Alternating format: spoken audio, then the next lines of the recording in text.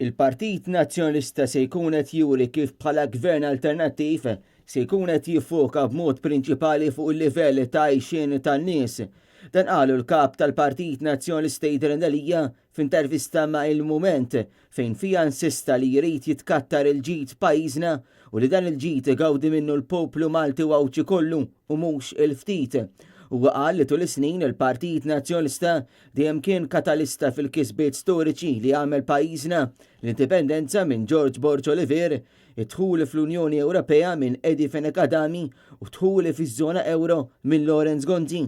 Mistoqsi dwar il-fatt li n-nies huma nkwetati bil-mod kif il-gvern qed juli l-ħajja fosthom riċentament kif olew il-prezzijiet ta' oġġetti mill-aktar essenzjali bħal petrol, id-diesel, il-ħalib, il-mediċini u l-kirjiet, Adrian Dalija wieġeb li hu jitħasseb tassew ukoll dwar kif l-isfond ta' dan kullu il-gvern jibqa' jinjora it-talba tal-imsieħba soċjali biex jiddiskuti s-sieda fil-prezz tal-fuel aktar u aktar wara li l-prezz internazzjonali raħas.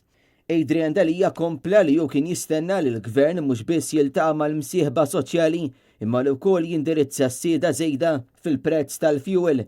Il-kap tal-Partit Nazzjonalista enfasizza li rridu li l-ambjent naturali, inkluż dak marittimu, isir parti integrali mill-ekonomija ta' pajjiżna u qal li dan jista' joħloq mudell ekonomiku ġust li joħloq il-ġid għal kulħadd bil-kontra ta' dak li qed jagħmel il-Gvern Laburista.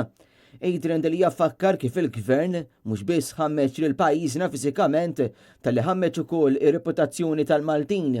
Adrian Dalija fakkar li Malta sa anki klassifikat fost il-pajjiżi Ewropej li għandhom l-ogħla persentaġġ ta' ħmieġ fl-arja.